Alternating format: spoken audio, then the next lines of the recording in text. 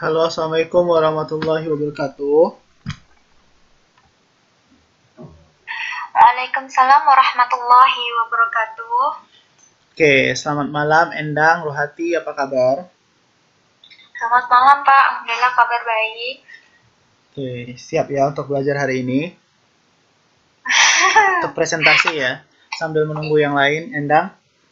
Baik Pak. Oke, Rohati, apa kabar? Sepertinya Mbak Ru nggak bisa berbagi bicara. Oke, nanti, tapi mendengar bisa ya? Bisa. Oke, udah seperti orang bisu ya. Jadi Rohati, dengarkan ya kata-kata saya, jadi persiapkan diri untuk presentasi hari Kamis depan ya. Oke, kalau nanti tidak bisa berbicara, cari solusinya ya, jangan diam membisu, oke? Gimana yang lain Endang biar kita bisa mulai cepat selesai?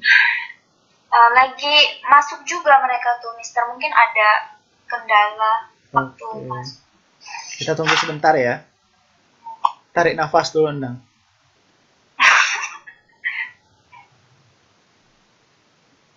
Saya nervous Pak. Ya, it's normal.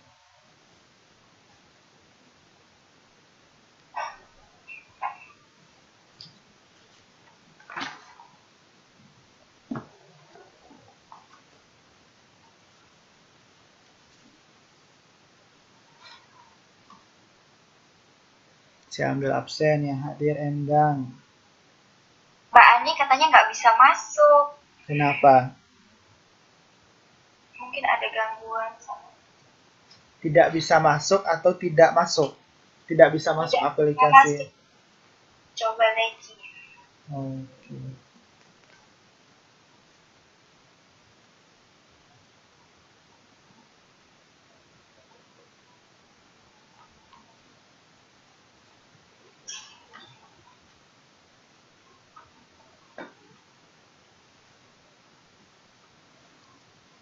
Yang memberikan pertanyaan baru 3 ya Ani? Ani Endang? Iya, baru 3. Dan komentar. Ani sudah. Mbak Ani, Arifin. Mbak Tri sama Om Arifin. Iya. Oke. Tinggal Mbak Ru sama Mbak Vina aja. Nanti Ru dan Vina ya. Ruhati sama Vina selesaikan tugasnya ya. Komentar, pertanyaan, video, PowerPoint. Itu tugasnya cuma itu ya. Yang lain sudah pada selesai ya. Ruhati dengan Vina belum satu pun ya. Minggu depan sudah harus presentasi mereka. Tidak ada lagi yang bisa menggantikan. Dia harus disiapkan ya, Ruhati dan Vina.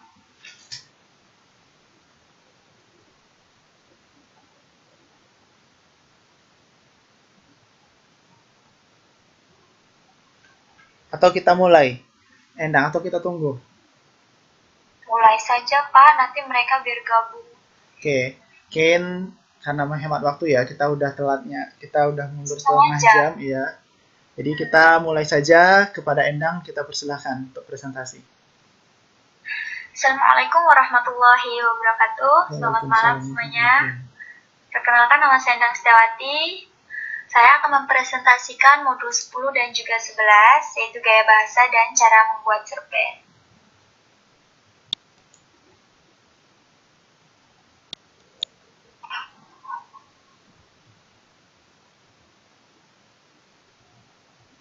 Pak, ini Apa? Ini yang itu saya sendiri apa Bapak ya? Yang move-nya? Oh, saya yang mindahin. Oh, gaya bahasa.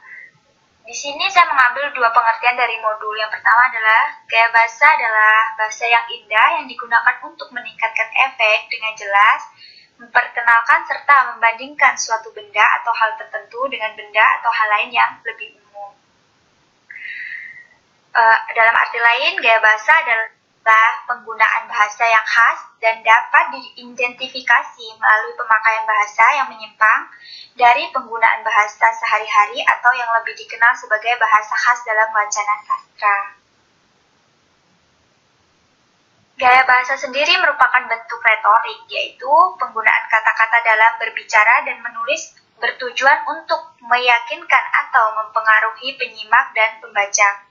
Kata retorik sendiri berasal dari bahasa Yunani, retor yang berarti orator atau ahli pidato.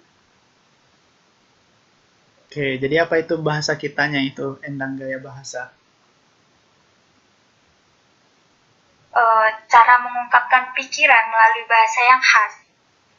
Ya. Itu yang saya dapat, Pak. Gaya bahasa itu namanya gaya ya, memiliki Iya, gaya gaya. dia. Ada Bisa inovasinya, juga disebut ciri dengan khasnya. style. Ya, Iya, ciri khas style. Oke, lanjut ya. sih. Nah, gaya bahasa dan kosakata itu memiliki hubungan yang sangat erat, yaitu hubungan timbal balik. Semakin kaya kosakata yang kita miliki, maka semakin beragam pula gaya bahasa yang kita pakai. Peningkatan pemakaian gaya bahasa jelas memperkaya kosakata pemakainya. Contohnya saja ketika kita membaca buku. Nah, semakin kita sering membaca buku, maka semakin banyak pula kosakata yang akan kita dapat. Sebuah gaya bahasa yang baik harus mengandung 3 unsur, yaitu pertama kejujuran, yang kedua adalah sopan santun, dan yang ketiga adalah menarik. Kejujuran di sini adalah mengikuti aturan-aturan kaidah yang benar baik dalam berbahasa. Sopan santun menghormati orang yang diajak berbicara, khususnya pendengar dan pembaca. Dan menarik itu dapat diukur melalui beberapa komponen, seperti variasi, humor, dan imajinasi. Oke, jadi semakin banyak gaya bahasa itu semakin artinya kosakata kita semakin banyak ya, Endang? Semakin banyak, ya benar Pak. Jadi kalau kita banyak membaca buku, referensi, makin banyak juga kemampuan kita bertambah. Karena kosakata kita bertambah, jadi gaya bahasa kita juga bertambah ya. Bertambah, betul. Ada contoh ya, seperti Vicky Prasetyo, itu gaya bahasanya gimana menurut Endang? Banyak atau tidak? Vicky Prasetyo yang mana ya Pak? Oh, tidak tahu ya? Ada. Tidak. Oke, nanti mungkin yang lain. Ya ada itu artis ya. Ngomongnya melantur-melantur, itu kan gaya bahasanya. Mungkin nanti yang lain mungkin ada yang tahu. Kita lanjut ya, berarti. Oh itu, yang pakai bahasa Inggrisnya salah dulu itu iya, bukan iya, ya? benar. Mantannya Zaskia Gotik. Oke, jadi itu ya. Jadi itu apakah termasuk gaya bahasa atau gimana menurut Endang? Kenapa Pak? Itu termasuk gaya bahasa atau bagaimana? Iya, gaya bahasa dia. Iya, gaya bahasa dia ya. Itu ciri khasnya dia. Dalam berbicara sehari-hari. Tapi apakah itu gaya bahasa yang baik? Itu yang masih, ya itu yang masih kita harus bertanyakan ya. Betul. Oke. Tapi menarik ya, kan ada 3 ciri khas ya. Jujur, sopan santun, dan menarik. Mungkin untuk menarik bagi beberapa orang itu adalah hal yang menarik ya. Oke, kita punya penantang baru ya, Endang. Coba Endang jelaskan ke Ruhati dan Tri. Apa kabar Ruhati dan Tri? Halo. Apa kabar Mbak Ru dan Mbak Tri? Alhamdulillah. Oke. Jadi sehat. Maaf terlambat. Tidak apa ya. Jadi kita sudah belajar tentang gaya bahasa ya. Jadi silahkan Tri, Endang jelaskan sedikit tentang apa itu gaya bahasa secara ringkas saja. Oh, gaya bahasa itu cara mengungkapkan pikiran melalui bahasa yang khas. Oke, gaya bahasa, style bahasa gitu ya. Style bahasa. Terus kalau semakin banyak kosakata yang kita miliki, maka semakin beragam pula gaya bahasa yang kita pakai. Oke, terus ciri gaya bahasa yang baik itu? Ciri bahasa yang baik itu harus mengandung 3 unsur, yaitu kejujuran, sopan santun, dan menarik. Oke, paham Tri, Ruhati? Baru itu yang kita pelajari ya. Pak, saya ingin bertanya. Oke. Kan kita kan kalau semisal ada Jawa, ada Sunda, dan ini mereka kan bahasanya beda-beda. Nah itu juga bisa disebut gaya bahasa tidak? Iya, gaya bahasa. Ciri khas. Iya, ciri khas. Iya. Jangankan mod kosakata ya, aksen aja atau tekanan nada aja. Misalnya bagaimana, misalnya cepat ya. Kalau orang-orang Sumatera itu bilangnya bukan cepat, tapi cepat gitu ya. Terdengar E-nya, cepat gitu misalnya. Jadi itu juga masuk ke dalam gaya bahasa. Bukan hal, ya. Oke, paham? Paham. Oke, kita lanjut ya. Baik. Nah, tujuan dari mempelajari gaya bahasa adalah agar kita semua mengetahui, juga memahami, serta mengetahui pengertian setiap jenis gaya bahasa itu, serta dapat menerapkannya dalam setiap aspek keterampilan bahasa. Para ahli bahasa Indonesia sendiri membuat 4 kelompok besar gaya bahasa. Keempat kelompok besar gaya bahasa tersebut adalah: yang pertama adalah gaya bahasa perbandingan, yang kedua gaya bahasa pertentangan, yang ketiga adalah gaya bahasa perpautan, dan yang terakhir adalah gaya bahasa perulangan. Oke, apa itu masing-masing? Akan dijelaskan di slide selanjutnya ya. Ada nggak dijelaskan? Ya, ada. Oke, itu ya. Tujuan dari mempelajari gaya bahasa adalah agar kita mengetahui, memahami dari jenis-jenis gaya bahasa ya. Ya. Oke, kita lanjut. Gaya bahasa perbandingan. Gaya bahasa perbandingan atau majas perbandingan adalah digunakan dengan membandingkan atau menyandingkan suatu objek dengan objek yang lainnya, yakni melalui proses penyamaan, pelebihan, atau penggantian. Berikut pembagian macam-macam gaya bahasa perbandingan. Yang pertama adalah perumpamaan, yang kedua adalah metafora, yang ketiga adalah personifikasi, yang keempat adalah tautologi, dan yang terakhir adalah antitesis. Oke, apa itu masing-masing? Ingat ya, dari gaya bahasa perbandingan itu adalah membandingkan ya. Membandingkan kita. Jadi, macam-macamnya itu ada yang mengumpamakan, metafora, personifikasi, pleonasme, atau antitesis. Apa itu masing-masing? Ini dia ya. Silahkan.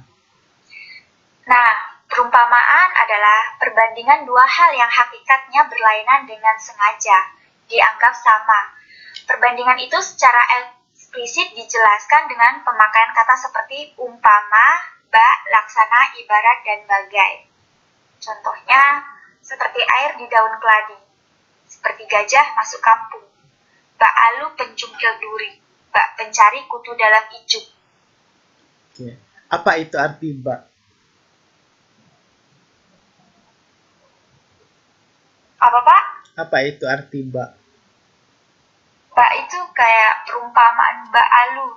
Kayak sama sebenarnya seperti sih. Iya, sama ya, seperti. Iya, sama. Seperti bak, umpama, laksana, ibarat, terus sejenis ya. Sebagai. Oke, itu artinya semua sama. Oke, itu namanya perumpamaan. Sedangkan metafora adalah definisi metafora berdasarkan pendapat para ahli bahasa di Indonesia. Metafora adalah perbandingan yang implisit di antara dua hal yang berbeda. Itu pendapatnya Moeliono. Metafora adalah lukisan yang berdasarkan persamaan atau perbandingan. Metafora adalah sejenis gaya bahasa perbandingan yang paling singkat, padat, tersusun rapi. Di dalamnya terdapat dua gagasan, yaitu suatu kenyataan dan perbandingan terhadap kenyataan tersebut. Oke. Ngerti, Tri? Ada yang ingin ditanyakan? Oh, lanjut Pak, menyimak. Oke. Jadi itu masih sama ya, metafora itu ya? Perbandingan. Masih membandingkan. Antara dua hal yang berbeda. Oke, lanjut. Nah, di sini ada personifikasi. Personifikasi adalah gaya bahasa yang melekatkan sifat-sifat insan kepada barang yang tidak bernyawa dan ide yang abstrak. Contohnya, tugas menanti kita, angin meraung. Tautologi atau pleonasme adalah pemakaian kata yang berlebihan atau mubazir. Contoh, saya telah mencatat kejadian itu dengan tangan saya sendiri. Dia telah menebus sawah itu sendiri dengan uang tabungannya. Kata berlebihan atau mubazir ini dengan tangan saya sendiri. Jika dengan tangan saya sendiri ini dihilangkan, kita sudah tahu bahwa dia telah mencatat kejadian itu. Jadi dengan tangan saya sendiri ini sebenarnya tidak perlu diikutkan. Oke, kita lihat ya, menarik kita belajar tentang gaya bahasa ini ya. Ya, seperti yang dijelaskan Endang ya, seperti personifikasi, tugas menanti kita. Tugas itu tidak makhluk hidup ya, bukan artinya orang ya yang menunggu kita, tapi dia adalah alat. Jadi yang tidak bernyawa, angin meraung. Bagaimana pula bentuk angin meraung ya? Tapi dengan kita menggunakan angin meraung, membuat orang menjadi tertarik mendengarkan atau menjadi terfokus dengan apa yang kita bicarakan gitu ya. Kalau tautologi itu adalah kelebihan dari penggunaan kata. Seperti contohnya yang dijelaskan tadi. Dan saya telah mencatat kejadian itu dengan tangan saya sendiri. Saya kalau kita mencatat itu udah jelas dengan tangan ya. Dengan tangan. Kalau mencatat dengan kaki, ada juga ya kalau orang yang tidak punya tangan mungkin dia bisa mencatat dengan kaki ya. Dia telah menebus sawah itu sendiri dengan uang tabungannya. Karena kalau dia telah menebus sawah berarti dia juga sama ya. Oke, kita lanjut yang terakhir. Yang terakhir adalah antitesis, adalah gaya bahasa yang mengadakan komparasi atau perbandingan antara dua antonim. Komparasi ini kita sudah belajar yang namanya compare, yaitu membandingkan dua benda atau dua hal. Antonim adalah kata-kata yang mengandung ciri-ciri semantik yang bertentangan. Contoh, seorang lulusan anak dalam ujian itu sungguh menggembirakan, tetapi kesanggupan mereka membiayai di perguruan tinggi justru menyedihkan mereka. Nah, mengembirakan dan menyedihkan ini adalah compare, gitu, perbandingan antara dua anonim.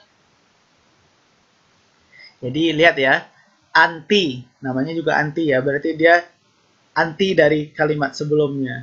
Maka di sini sungguh menggembirakan, tetapi menyedihkan mereka. Kita lihat ya. Contoh kedua misalnya, orang itu gembira, tetapi mereka was-was. Sama dengan yang lain. Kami berduka cita. Mereka menyambu. Ini sepertinya ada yang hilang, Pak. Iya, apa itu ya? Kita lihat contohnya di buku. Pada saat kami berduka cita atas kematian paman, mereka menyambutnya dengan kegembiraan tiada tara. Gitu ya. Dilihat ya, saat kami berduka cita, mereka bergembira. Gitu ya. Itu namanya antitesis. Oke. Lanjut. Yang kedua, kita akan membahas gaya bahasa pertentangan. Adalah penggunaan gaya bahasa atau kata berkias yang menyatakan pertentangan dengan maksud sebenarnya oleh pembicara atau penulis dengan tujuan untuk memberikan kesan dan pengaruhnya kepada pembaca dan pendengar. Jadi gaya bahasa pertentangan ini menyatakan pertentangan dengan maksud yang sebenarnya, Pak. Iya, sebenarnya kan dari bahasa itu kita lihat ya, pertentangan berarti dia udah bertentangan dia ya. Dari arti yang sebenarnya begitu. Oke, apa-apa saja jenisnya? Di sini ada jenis-jenis gaya bahasa pertentangan, yaitu hiperbola, litoses, ironi, oksimoron, satire, paradoks, klimaks, sinisme, dan sarkasme. Oke, ada 9 ya. Oke, apa? Teman-teman bisa membuka modul halaman 10.10 untuk yang lebih jelasnya.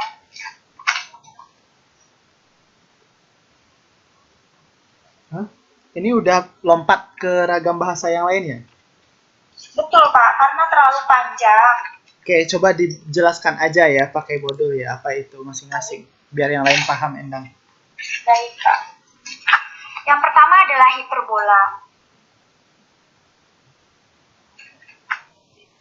Hiperbola adalah gaya bahasa yang mengandung pernyataan yang berlebih-lebihan jumlah, ukuran, atau sifatnya dengan maksud memberi penekanan pada suatu pernyataan atau situasi.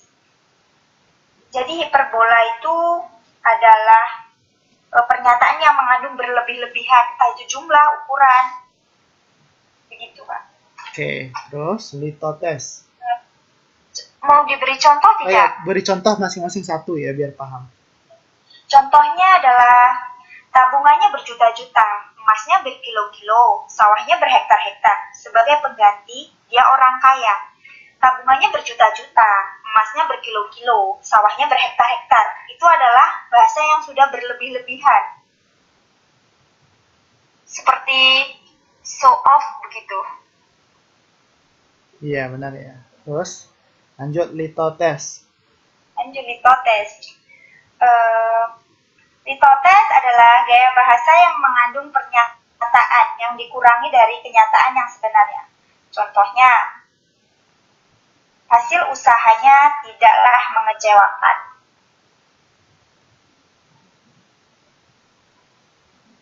Coba contoh lain.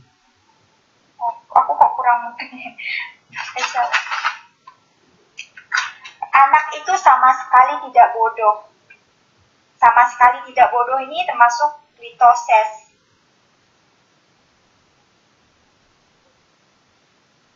Lihat ya, anak itu sama sekali tidak bodoh. Sebenarnya dia mau berapa artinya anak itu sama sekali tidak bodoh. Apa yang terjadi sebenarnya?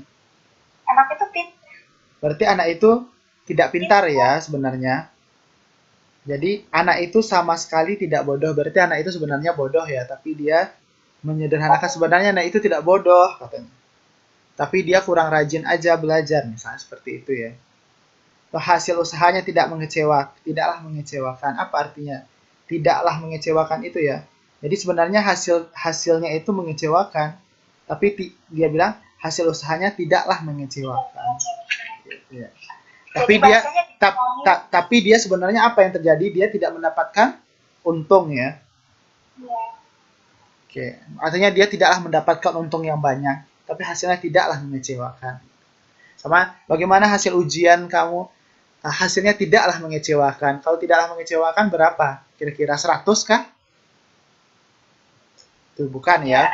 Tapi dia di atas batas tuntas sedikit ya. Itu namanya. Oke, lanjut yang ketiga. Yang ketiga adalah ironi. Ironi adalah gaya bahasa yang mengimplikasikan suatu yang nyata.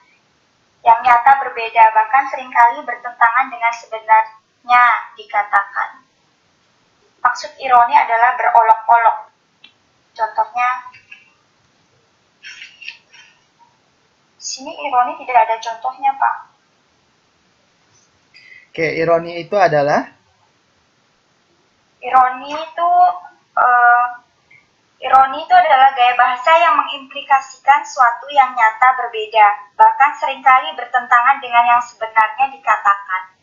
Ya, ada contohnya ya, itu banyak contohnya ya, A sampai K.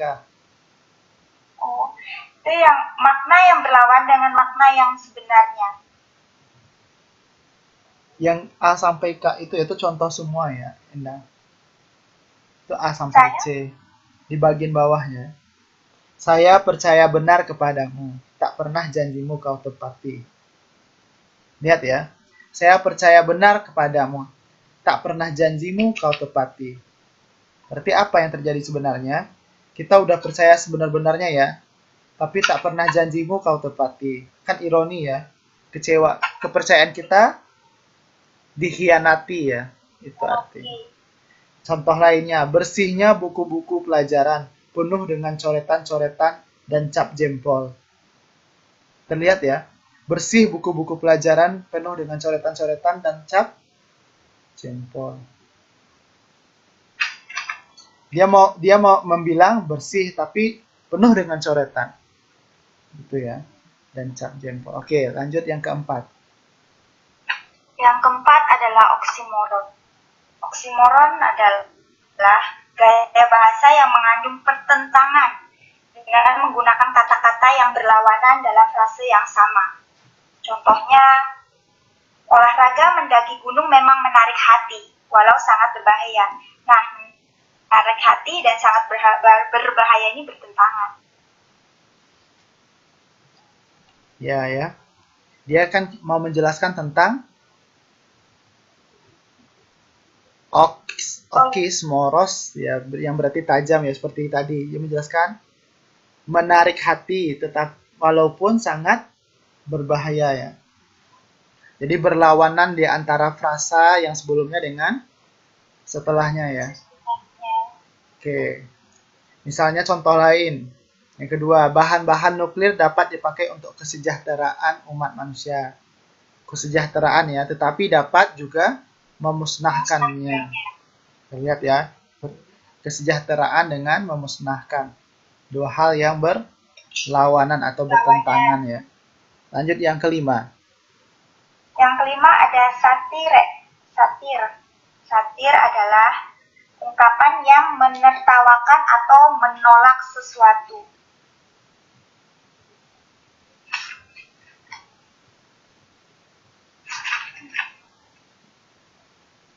Halo? Ya. Jadi ungkapan yang menolak sesuatu ya.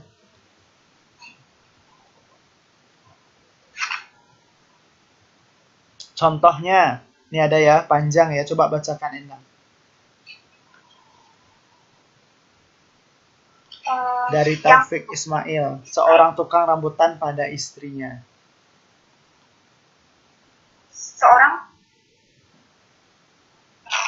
Tadi siang ada yang mati dan yang mengantar banyak sekali.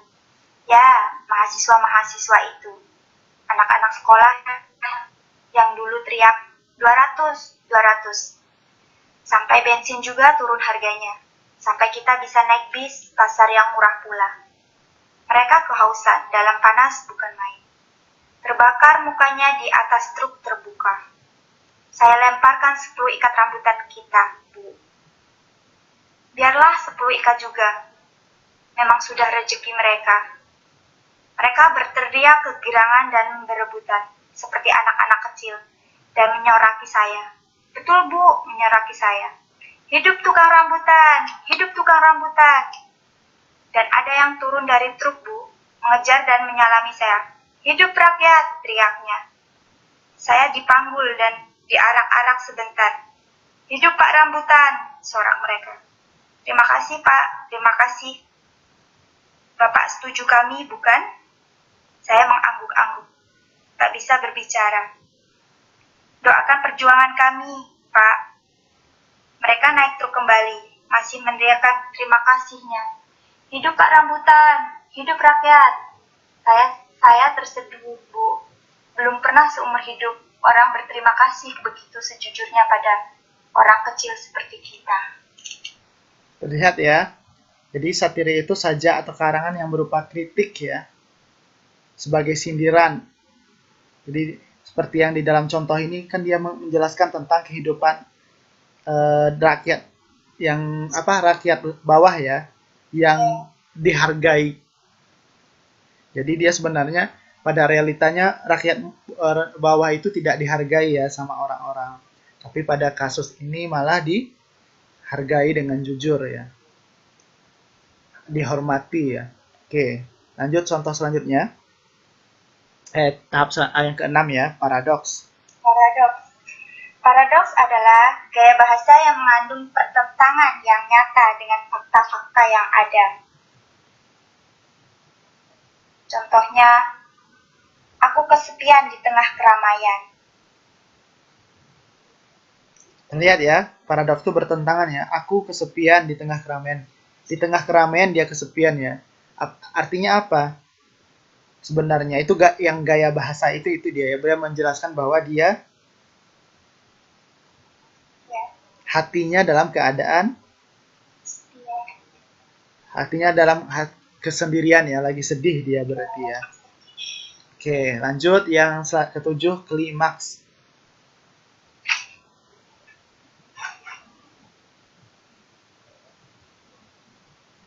Klimaks adalah gaya bahasa yang mengandung urutan-urutan pikiran yang kepentingannya terus meningkat dari gagasan-gagasan sebelumnya. Contohnya, setiap guru yang berdiri di depan kelas harus mengetahui, memahami, serta menguasai bahan yang diajarkan.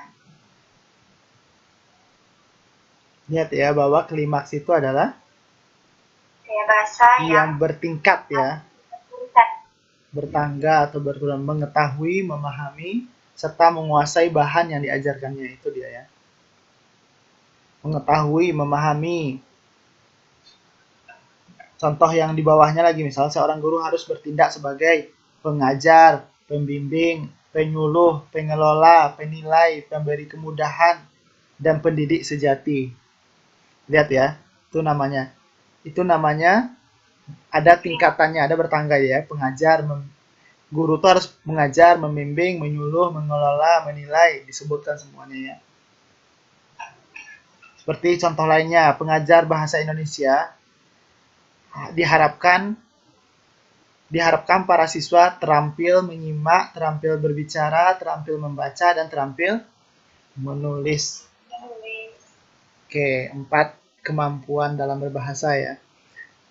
Keterampilan berbahasa. Oke, selanjutnya yang ke-8. Yang ke-8 itu ada sinisme. Sinisme itu gaya bahasa yang berupa sindiran yang berbentuk kesangsian yang mengandung ejekan terhadap keikhlasan dan ketulusan hati. Nah, sifat sinisme ini lebih kasar daripada ironi. Contohnya,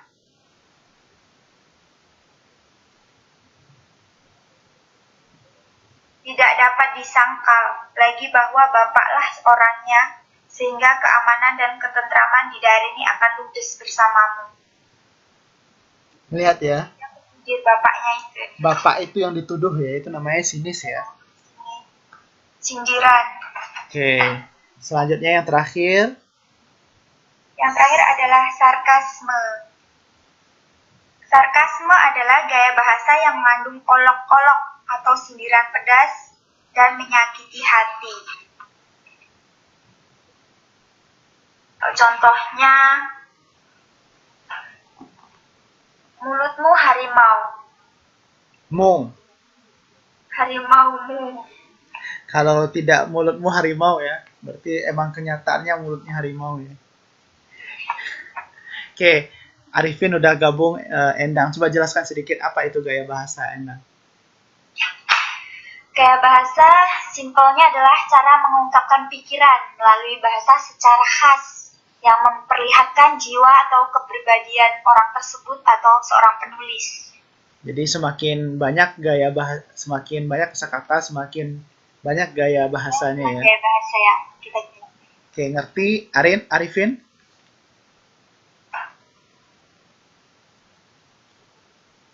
Ngerti, Pak. Oke, jadi gaya bahasa itu style dalam berbahasa ya. Oke, jadi ada jenis-jenisnya tadi dijelaskan sama Endang ya. Seperti ada jenis-jenisnya ya, ada klimaks, sinisme, dan ada yang tadi bagian awal ya. Bagian awal tuh ada juga ironi, ada pertentangan dan segala macamnya ya. Jadi kita udah tadi belajar, mungkin bisa diulang lagi apa masing-masing, nanti sendiri ya, lihat video di YouTube. Oke? Oke, kita lanjut ke ragam gaya bahasa. Jika tadi kita sudah membahas gaya bahasa perbandingan dan pertentangan, nah ada dua jenis lagi gaya bahasa, yaitu gaya bahasa pertautan dan gaya bahasa pertentangan. Oke.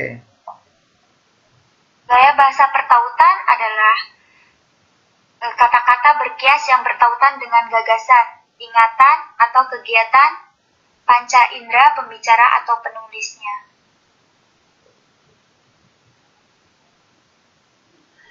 Jadi pertautan itu bertautan ya. Antara bertautan bahasa kita lainnya itu. Bergabung dia ya. saling terikat antara gagasan dengan ingatan dan atau kegiatan, setiap kegiatan yang lainnya ya. Terus ada jenis-jenisnya, ada 6 ya. Yang pertama ada metonomia, sinekdoke, alusi, eufemisme, sindeton, dan polisindeton. Apa itu masing-masing? Masing-masing. Metonomia adalah gaya bahasa yang memakai nama ciri atau nama hal yang ditautkan dengan nama orang, barang, atau hal sebagai penggantinya. Contohnya, anak-anak di sekolah kami senang membaca Harry Potter. Jadi disebutkan ya, Harry Potter itu nama orang ya. Artinya apa? Menceritakan tentang kisah tentang Harry Potter ya. Bisakah kita membaca orang? Tidak ya, jadi maka dia ditautkan ya dengan nama orang dan barang atau hal selain. Itu namanya gaya, termasuk ke dalam gaya bahasa. Pertautan. Oke, lanjut yang kedua. Yang kedua ada sinokdoke. Sinokdoke itu adalah gaya bahasa yang gaya bahasa yang menyebutkan nama bagian sebagai pengganti nama keseluruhan. Nah, sinokdoke ini ada dua jenisnya, yaitu sinokdoke pars pro toto dan sinekdoke tatum pro parte. Di sini ada pengertian dari sinekdoke pars pro toto, yaitu pengungkapan sebagian dari objek untuk menunjukkan keseluruhan objek. Dan sinekdoke tatum pro parte, yaitu pengungkapan keseluruhan objek padahal yang dimaksud hanya sebagian saja.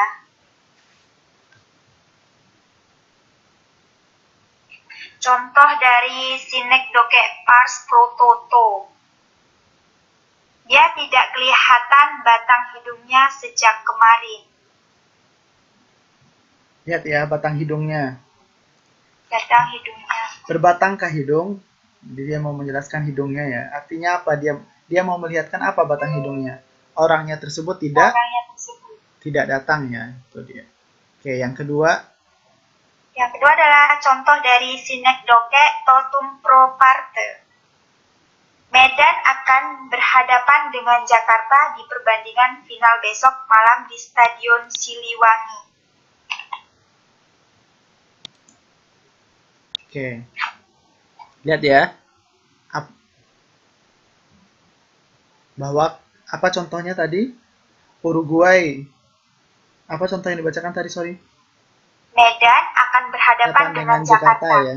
Jadi Medan di Sumatera ya, Jakarta di Jawa ya. Jadi dia berhadapan di final. Itu menjelaskan tentang objeknya ya, bukan sebenarnya dia bukan mau menjelaskan tentang Medan dengan Jakarta kotanya ya, tapi menjelaskan tentang orang yang akan bertanding ya. Oke. Itu namanya gaya bahasa sinekdoke. Oke, lanjut. Yang ketiga ada alusi. Alusi adalah gaya bahasa yang menunjukkan secara tidak langsung ke suatu peristiwa atau tokoh berdasarkan anggapan adanya pengetahuan bersama yang dimiliki oleh pengarang dan pembaca, serta adanya kemampuan para pembaca untuk menangkap pengajuan itu. Misalnya, apakah peristiwa Madiun akan terjadi lagi? Nah, peristiwa Madiun ini mengacu pada suatu peristiwa di masa lampau. Halo? Ya, lihat ya. Itu contohnya ya. Peristiwa Madiun, itu kan artinya udah berlalu dia ya. Di alusi itu mengacu kepada suatu peristiwa. Ya, apakah peristiwa Madiun? Oke, lanjut yang keempat. Eufemisme adalah gaya bahasa yang berupa ungkapan yang lebih halus sebagai pengganti ungkapan yang dirasakan kasar yang dianggap merugikan atau tidak menyenangkan. Contohnya seperti tunaksara, itu pengganti buta huruf. Tunabusa sebagai pengganti telanjang, tidak berpakaian. tunawisma sebagai pengganti gelandangan. Nah, gelandangan di sini adalah bahasa yang kasar, kurang enak didengar. Jadi diganti dengan tunawisma sebagai eufemisme. Ya, sama dengan di Indonesia sekarang kata cacat itu udah diganti dengan apa? Kalau misalnya di sekolah-sekolah apa biasanya? Dulu kan sekolah disabilitas.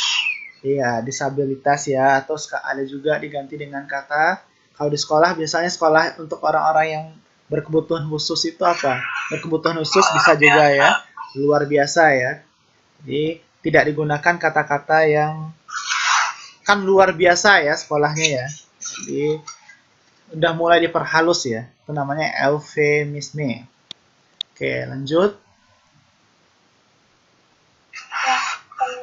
Ada asindeton. Asindeton sendiri adalah gaya bahasa yang merupakan acuan dalam beberapa kata, frase, atau klausa yang tidak dihubungkan dengan kata sambung. Bentuk-bentuk tersebut biasanya dipisah oleh tanda koma. Contohnya, hasil utama tanah karo adalah jeruk, nanas, kentang, kol, tomat, bawang, sayur putih. Jadi, sentence di sini dipisahkan oleh tanda koma. Lihat ya, dipisahkan dengan tanda koma dia ya. Oke, jelas. Kita lanjut yang keenam. Polisindeton. Nah, polisindeton ini kebalikannya dari tadi. Kalau polisindeton ini adalah gaya bahasa yang merupakan kebalikan dari asindeton. Dengan demikian, dalam polisindeton, beberapa kata, frase, atau klausa yang berurutan dihubungkan satu sama lain dengan kata sambung. Contohnya, istri saya menanam nangka dan jambu dan cengkeh dan pepaya di pekarangan rumah kami. Dan di sini itu adalah sebagai kata sambung. Terlihat ya kata sambungnya ya, dan dari setiap objek yang mau kata pemisah antara kata-kata itu menggunakan kata sambung dia ya, dan kalau di sini. Atau contoh lain atau begitu ya. Itu namanya polisindeton. Oke, lanjut yang selanjutnya gaya bahasa perulangan. Gaya bahasa perulangan adalah kata-kata kias yang menyatakan penegasan untuk meningkatkan kesan dalam pengaruh terhadap pendengar dan pembaca. Nah, jenis-jenis gaya bahasa perulangan adalah repetisi, anafora, kiasmu, aliterasi, simploke, asonasi, dan antanaklasis. Oke, apa itu masing-masing? Kita lihat ya. Aliterasi adalah sejenis gaya bahasa yang memanfaatkan purwakanti atau pemakaian kata-kata yang punya bunyi yang sama pada permulaannya. Contohnya, darah, dambah, daku. Da di sini adalah bunyi yang sama. Duga, dua, duka. Dudunya itu adalah bunyi yang sama juga. Diam, di diriku. Didinya itu adalah bunyi yang sama juga, maka bisa disebut dengan aliterasi. Oke, paham ya. Jadi terlihat ya gaya bahasanya jadi menarik ya. Digunakan diam di diriku. Di pengulangan setiap awal katanya itu sama ya. Hanya asonasi. Asonasi adalah gaya bahasa yang berwujud perulangan vokal yang sama. Biasanya dipakai dalam karya puisi atau prosa yang memperoleh efek penekanan atau penyelamatan keindahannya. Contohnya, lain Bangka Hulu, lain Semarang. Lain dahulu, lain sekarang. Ini menarik lagi ya. Jadi gaya bahasa itu menarik ya, perulangan vokal. Lain Bangka Hulu, lain Semarang, lain dahulu, lain sekarang. Jadi lain itu yang selalu berulang ya. Oke, kita lanjut. Ini asonasinya udah tadi, Pak. Iya. Antanaklasis. Antanaklasis adalah gaya bahasa yang mengandung ulangan kata yang sama dengan maknanya yang berbeda. Contoh, Saya selalu membawa buah tangan untuk buah hati saya. Buah di sini adalah sama, tapi maknanya berbeda. Dia menjadi buah bibir karena buah penanya itu. Jadi buah di situ beda ya maknanya, walaupun dia sama-sama buah ya. Buah. Oke, kita lanjut. Ada kiasmu. Pengertian dari kiasmu adalah gaya bahasa yang berisi perulangan dari inversi hubungan antara dua kata dalam kalimat. Contohnya, yang kaya merasa dirinya miskin, sedangkan yang miskin justru merasa dirinya kaya. Perulangan dua kata ya, yang memiliki perbedaan atau inversi hubungan ya. Selanjutnya anafora.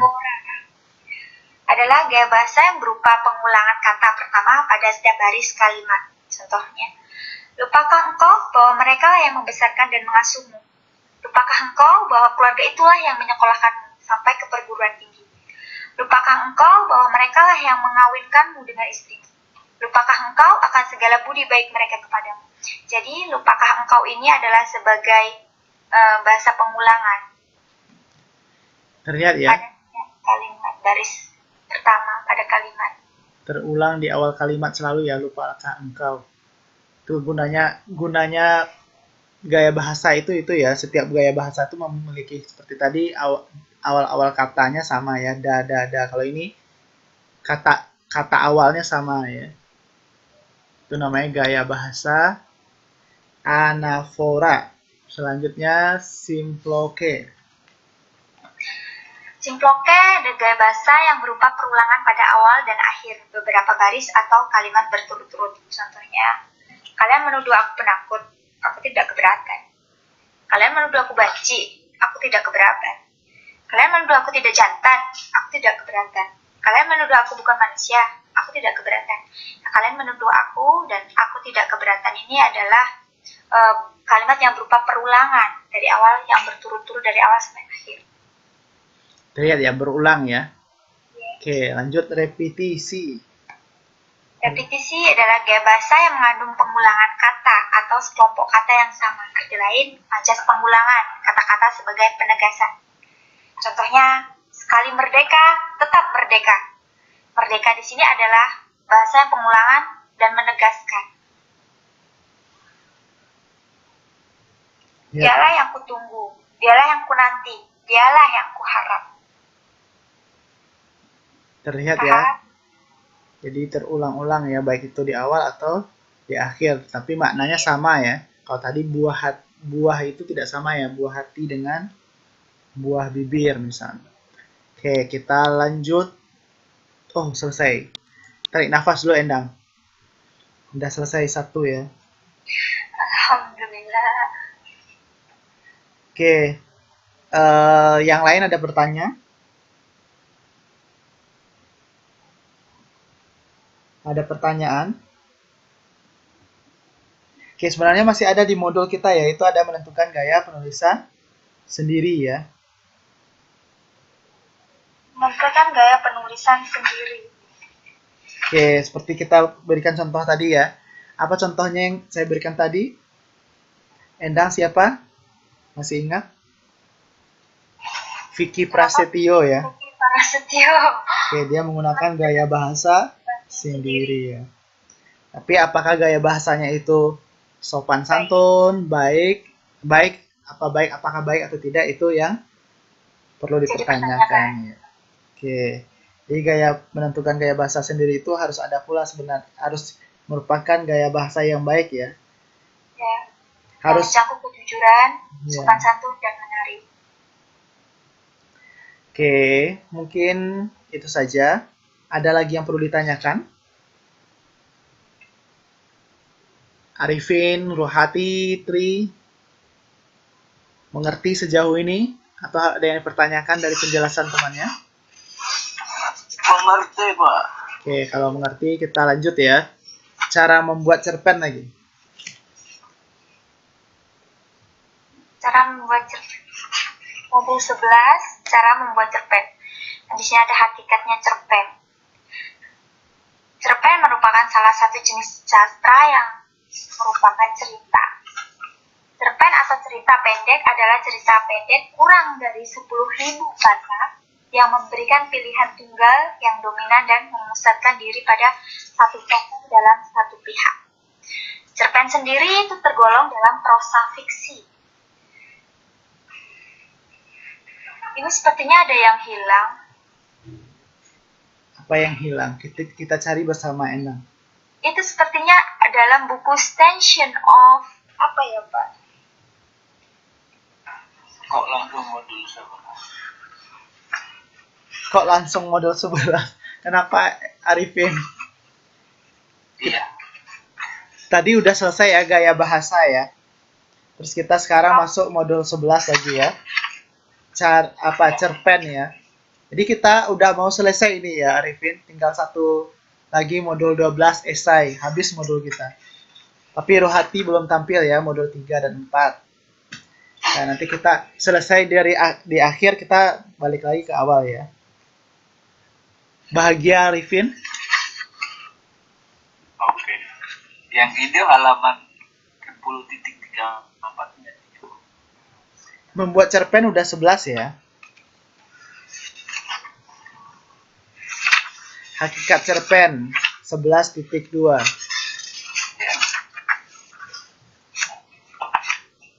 Oke. Jadi cerpen itu cerita pendek ya. Mungkin tidak asing lagi untuk kita. Jadi ada di dalamnya itu ada tokoh, alur, latar, judul, sudut pandang, gaya dan nada, serta tema ya. Jadi kita lanjut ya. Apa itu masing-masing itu tokoh dan lain-lainnya? Silahkan jelaskan, Endang. Tokoh adalah salah satu yang ada dalam fiksi. Tokoh dalam fiksi merupakan ciptaan pengarang. Dapat juga ditampilkan oleh orang-orang yang hidup di alam nyata. Oleh karena itu, dalam sebuah fiksi yang dihadirkan secara alamiah, dalam arti tokoh-tokoh itu memiliki kehidupan atau cerita hidup. Pengertian lainnya adalah tokoh adalah individu rekaan yang mengalami peristiwa di dalam cerita. Tokoh memiliki sikap dan peran dalam berbentuk cerita. Peran ini yang disebut penokohan. Tokoh itu adalah orang yang ada dalam cerita ya. Aktornya ya di dalamnya itu ya. Lanjut. Latar atau settingan adalah penggambaran mengenai waktu, tempat, dan suasana terjadinya peristiwa-peristiwa dalam cerita. Tokoh-tokoh dalam cerita hidup pada tempat dan waktu masa tertentu. Oleh karena itu, peristiwa-peristiwa yang dialami tokoh-tokoh cerita terjadi pada waktu dan tempat tertentu pula. Latar dibedakan menjadi 3 macam, yaitu latar tempat, waktu, dan sosial. Di latar itu yang menjelaskan tentang waktu, kejadian, tempat, suasana, gitu ya. Itu latar ya. Alur.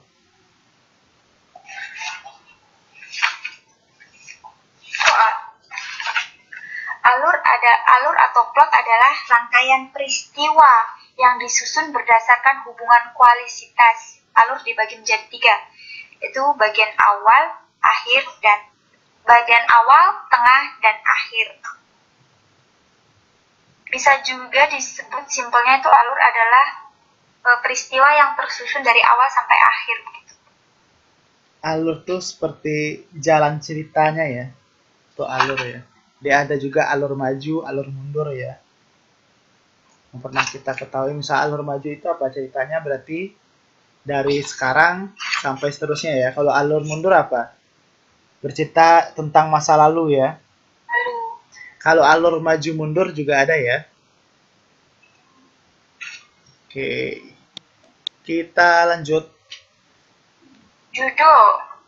Judul ini sendiri itu merupakan kepala suatu karya yang mewakili karya tersebut secara keseluruhan. Judul juga bisa disebut dengan kepala karangan. Judul seringkali mengacu pada tokoh, latar, tema, maupun kombinasi dari beberapa unsur tersebut. Kalau judul udah ngerti semua ya. Judul itu ya judul ya. Dan biasanya judul itu harus menggunakan tokoh atau segala macam. Atau kalau dia menggunakan, bisa juga semakin bagus gaya bahasa yang digunakan dalam judul, semakin menarik untuk orang ya, Menarik untuk orang. untuk melihatnya atau untuk membacanya ya, karena ini cerpen. Oke, lanjut sudut pandang. Sudut pandang adalah cara pengarang menempatkan dirinya terhadap cerita atau dari sudut mana pengarang memandang ceritanya. Sudut pandang dibedakan menjadi sudut pandang orang pertama dan orang ketiga. Oke, jadi sudut pandang ini ada ya, misalnya sudut pandang pengarang dalam cerita bagaimana, ada sudut pandang pembaca bagaimana terhadap ceritanya ya. Oke, lanjut. Tema adalah pokok pikiran atau dasar pikiran yang dipakai sebagai dasar dalam mengarang puisi atau karya tulis lainnya. Tema sendiri dapat dibedakan menjadi beberapa macam, yaitu tema jasmaniah yang berhubungan dengan keadaan jiwa manusia, tema organik atau moral yang berhubungan dengan moral manusia, tema sosial yang berkaitan dengan masalah politik, pendidikan, dan propaganda, tema egoik berkaitan dengan reaksi-reaksi pribadi yang ada pada saat ditentukan, pengaruh sosial, tema ketuhanan yang berkaitan dengan kondisi dan interaksi manusia sebagai makhluk sosial dari Sayuti 2000. Oke, jadi tema itu latar belakang dari cerita itu ya. Meaning dari cerita itu. Atau dasar dari cerita itu ya. Atau pokok pikiran dari cerita itu. Itu namanya tema. Sedangkan gaya dan nada adalah? Gaya adalah gaya bahasa yang merupakan cara pengungkapan seseorang yang khas bagi seorang pengarang. Jadi gaya itu adalah gaya bahasa ya. Jadi sebenarnya nada itu juga ada ya di dalam tulisannya.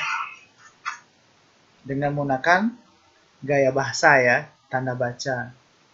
Karena kalau kita membaca tulisan ternyata kadang kita menggunakan nada ya membacanya ya.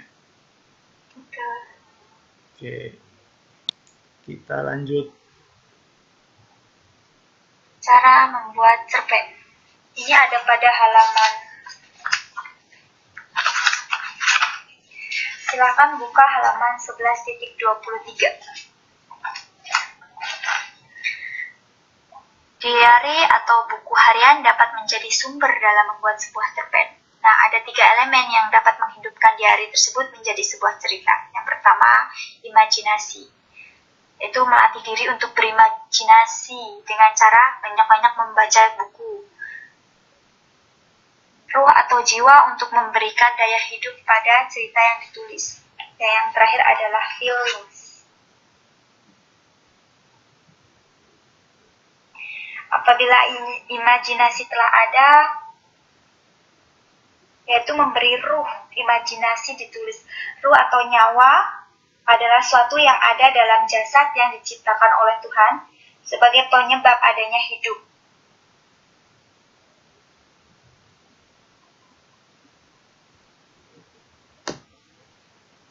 Halo? Ya.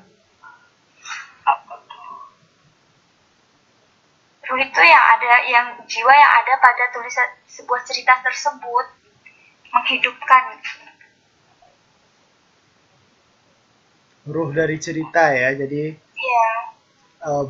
Apa agar ya? cerita itu hidup begitu loh Pak, maksudnya. Jadi ruh cerita, apa itu artinya ruh cerita?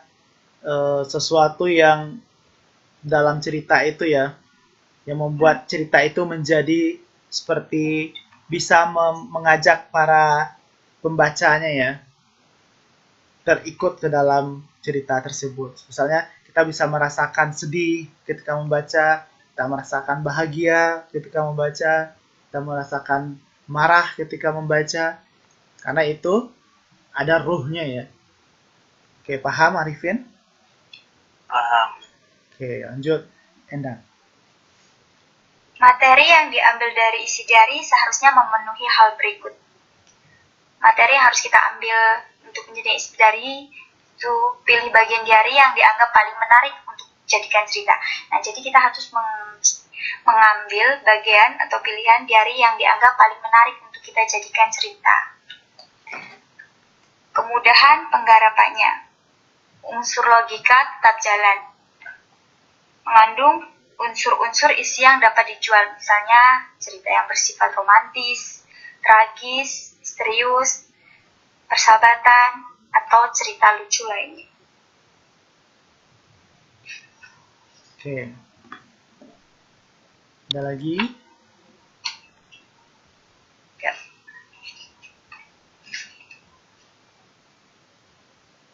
Ada 5 jurus yang dapat mengubah diari atau catatan menjadi sebuah cerita, yaitu jurus pertama adalah take an action, menulislah. Yang kedua, memiliki cara yang berbeda. Yang ketiga adalah mulai menulis dengan trigger. Yang keempat, menghidupkan tokoh. Dan yang terakhir adalah kata-kata sebagai senjata.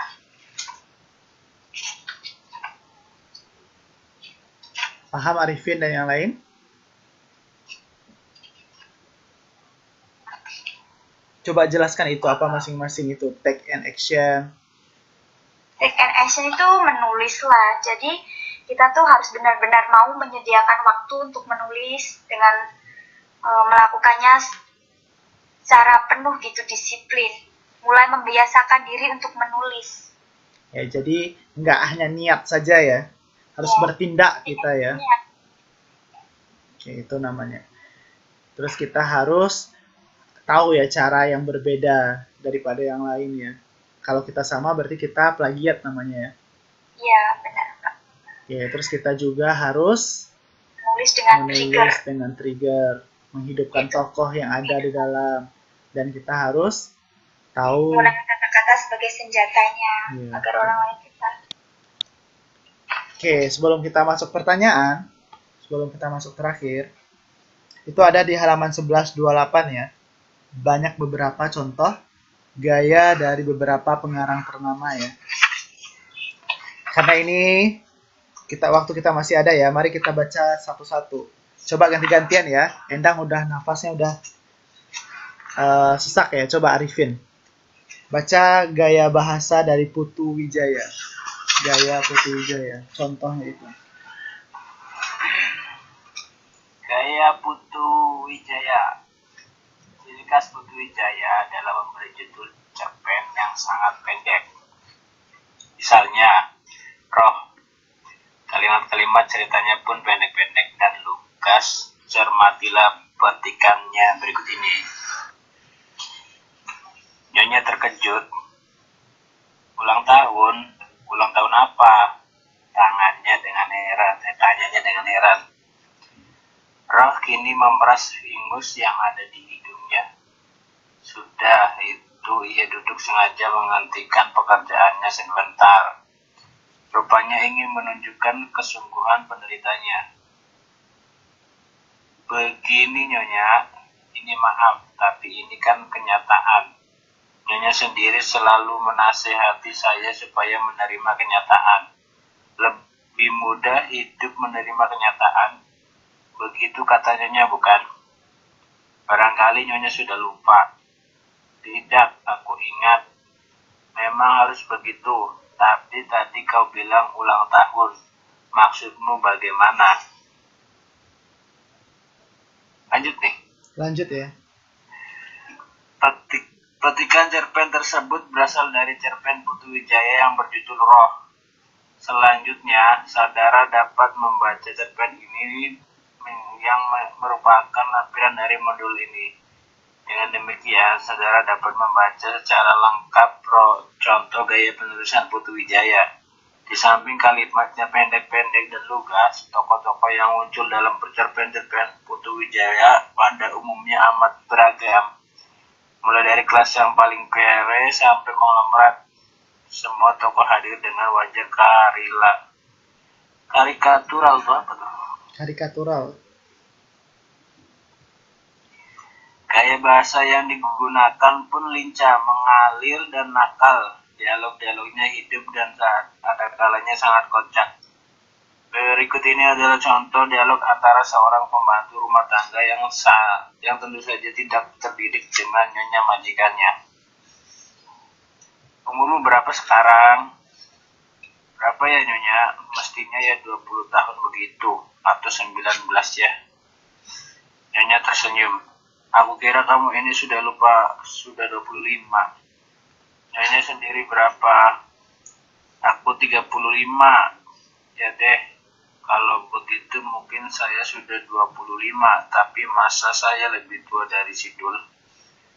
Ia saja baru 24. Mungkin saja saya 22. 22 dah rasanya ya. Kamu ini bagaimana, umur kok jadi tawar-tawar? Itu ya contohnya ya. Coba gaya Darnato, gaya bahasa dari Danarto ya. Coba siapa yang bisa? Rohati atau Tri? Mbak Tri.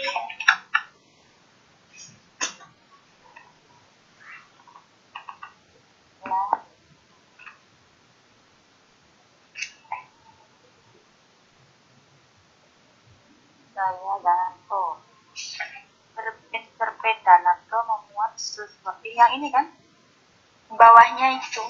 Oh, bawah.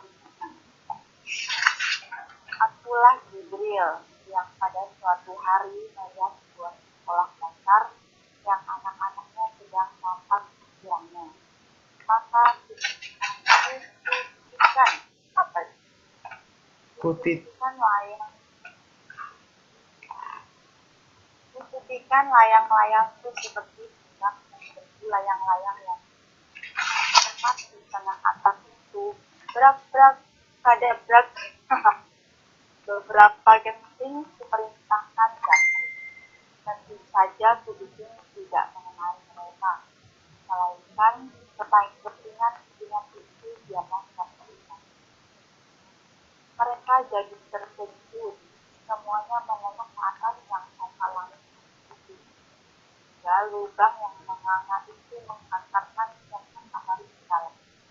Setelah itu, diiringkan hujan sedikit lewat di mata.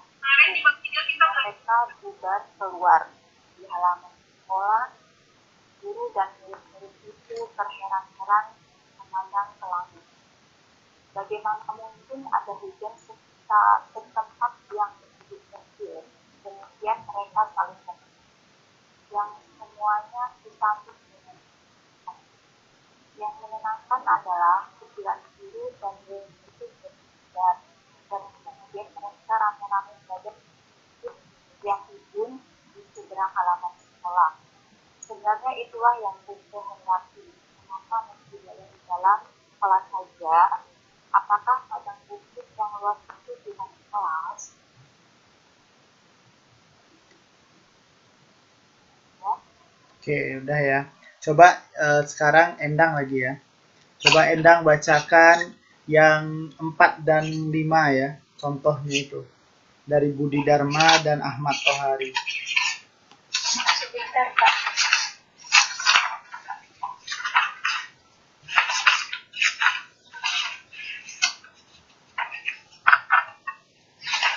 Empat dan 5.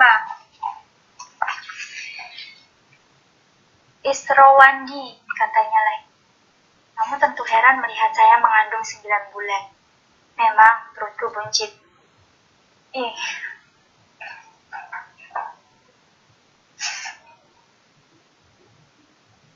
Harus dibaca ya, Pak? Jadi baca ya. Contohnya itu ya.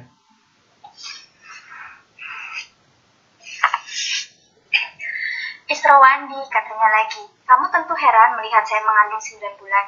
Memang perutnya buncit. Susunya membengkak seolah mau meletus.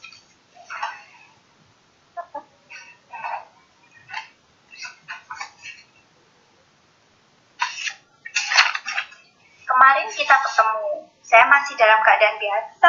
Aduh.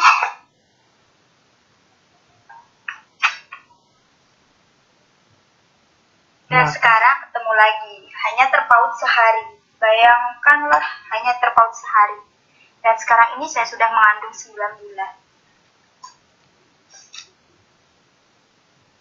Oke. Terakhir ya gaya Ahmad Tohari coba.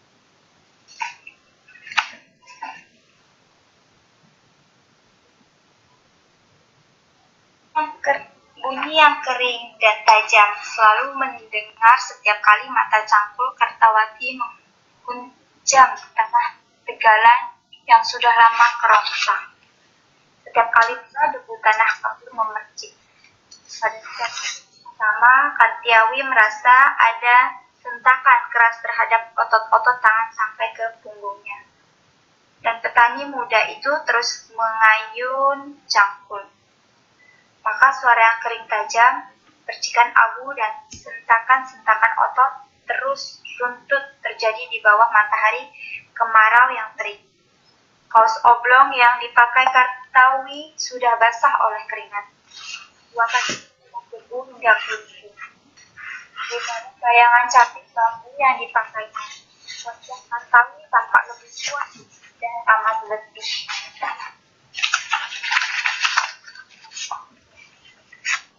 Kenapa ya?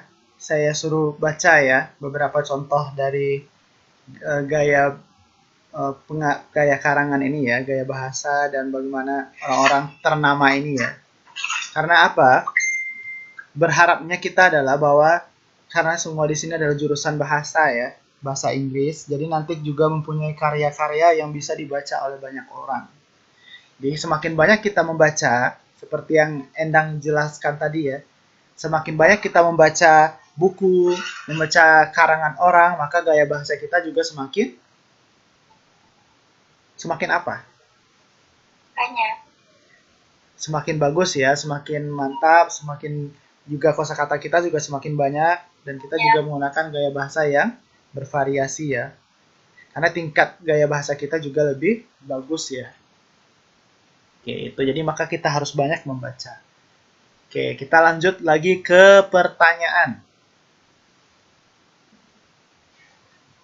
Pertanyaan dari Mbak Ani. Mbak Ani-nya nggak hadir. Apa yang dimaksud dengan gaya bahasa oksimoron? Nah, gaya bahasa oksimoron adalah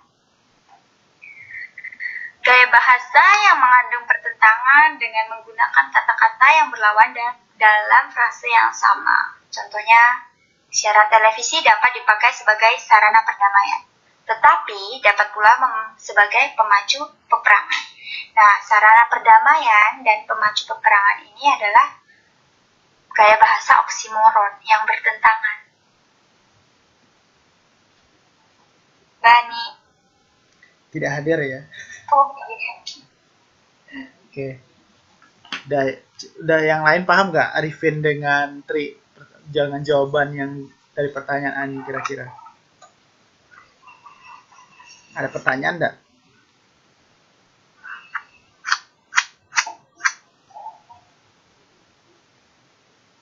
Paham, Pak. Oke, kalau paham lanjut ya pertanyaan selanjutnya.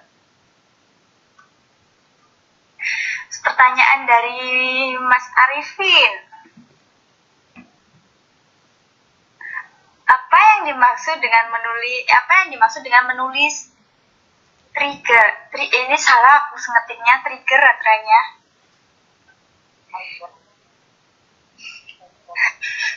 Trigger mak tiger. Pak, ini kalau sangat mau dibikin ya Pak. Oke. Yang dimaksud menulis dengan trigger adalah karena trigger adalah memacu. Saya ialah menulis yang diawali dengan kalimat-kalimat yang memicu. Misalnya, contohnya sebuah film itu ada trailnya. Nah, trailnya itu tuh yang membuat orang lain tuh penasaran atau memancing orang tersebut untuk menonton film tersebut. Paham Arifin? Jadi ini benar ya? Ya benar ya, seperti pengantar ya. Sebenarnya itu seperti pengantar untuk sampai ke bagian intinya ya. Seperti kalau di dalam cerita juga atau dalam film ya, kan dia menjelaskan dulu ya seperti bagaimana kejadian dia waktu kecil ya, sebelum masuk ke zaman sekarang misalnya. Untuk menjelaskan apa hubungan misalnya si A dengan si B. Jadi dia menjelaskan dulu bagaimana dia waktu kecil atau dia pernah bertemu dahulu kala gitu ya. Itu yang matrik ya. Oke, paham Arifin? Oke, lanjut yang terakhir.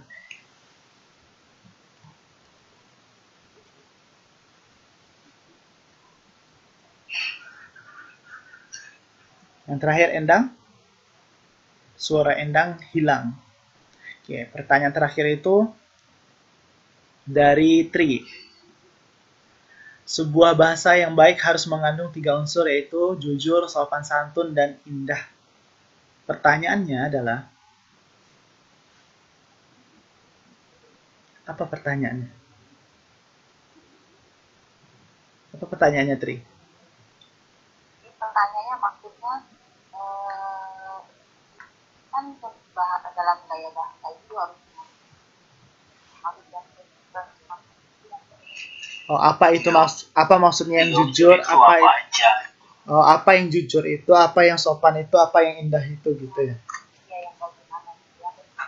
Oke, jadi kalau dalam bahasa yang kita mulai ya, jujur. Apa itu jujur? Ya menceritakan apa adanya ya tentang kenyataannya. Sopan santun. Jadi masih ada tidak berbicara itu tidak berbicara kotor atau segala macam ya. Jadi dalam cerpen itu kita juga dalam gaya bahasa itu juga harus menggunakan kata-kata yang menarik, indah, sopan. Jadi kata-kata yang bisa dimengerti orang dengan mudah, gitu ya. Paham? Tri, yang bertanya. Jadi harus indah itu artinya apa? Seperti yang tadi kita beberapa contohnya ya, pengulangan kata. Jadi kan terlihat indah ya. Indah dilihat, indah didengar, indah dibaca. Oke, paham? Oke, kalau udah paham, Endang mana suaranya tidak ada lagi? Laptopnya mati tadi. Oke. Ada pertanyaan lagi tidak Endang dengan Arifin? Tadi itu kata apa tuh? Karataan. Karikatural. Oke, bentar. Halaman. Semua tokoh hadir dengan wajah karikatural, halaman 11.8 dari gaya bahasanya Putu Wijaya. 11.8. 11.28. Oke. Terus pertanyaannya? Itu apa yang dimaksud dengan ini? Wajahnya karikatural. Oke, wajahnya mana sih bagaimana nih? Bagaimana ini? Gaya bahasa Putu Wijaya di paragraf 3 kalimat terakhir. Oh iya, karisma. Sama itu ya. Kau karisma enggak? Sama ya. Oh gitu. Oke.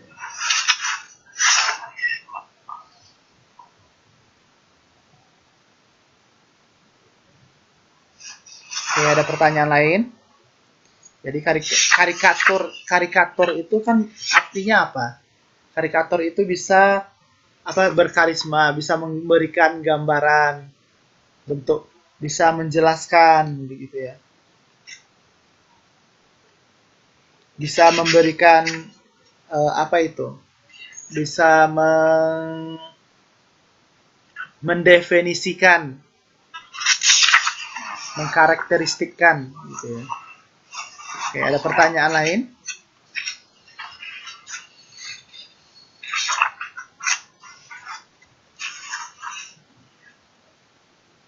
Tidak ada. Nah, untuk contoh-contoh cerpen itu apa aja sih Pak? Maksudnya kalau yang di dalam cerpen itu Apa? Tri, ulang lagi, Tri. contoh dari apa sih macam-macam cerpen itu? Oke. Cerpen itu cerita pendek ya. Jadi kalau contoh-contohnya itu kan tergantung kepada penulisnya masing-masing ya. Jadi setiap orang itu mempunyai cerita masing-masing. Ya. Bisa. Itu biasanya kalau di bahasa Indonesia masih dibagi-bagi lagi, ya kayak untuk cerpen apa gitu. Jadi memang tergantung dari penulis gitu ya. Tergantung penulis ya. Jadi kalau Bebas. misalnya kalau penulisnya mau berbicara tentang pendidikan, berarti cerpen pendidikan dia. Kalau dia mau berbicara tentang misalnya tentang kehidupan, ya tentang kehidupan ya begitu.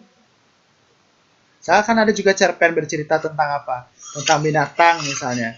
Binatang berarti dia berceritakan tentang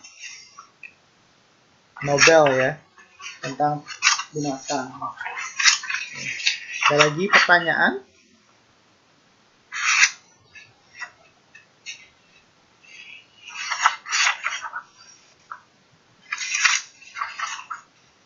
Oke, kalau tidak ada ya, berarti minggu depan siapa lagi giliran tampil? Ruhati atau Vina? Nanti tolong dikabarkan sama Ruhati dan Vina ya. Sudah dikabarkan? Tadi juga sudah ada ya di sini. Kalau baru hati sih mungkin diusahakan. Kalau Vina? Kalau kita nggak tahu. Kalau aku udah nggak ada. Kemarin juga sudah masuk sekali ya, terus sudah menghilang lagi ya. Jadi minggu depan harus dipastikan sama mereka ya, apakah mereka usahakan. Kenapa saya meminta mereka semuanya itu masuk sebelum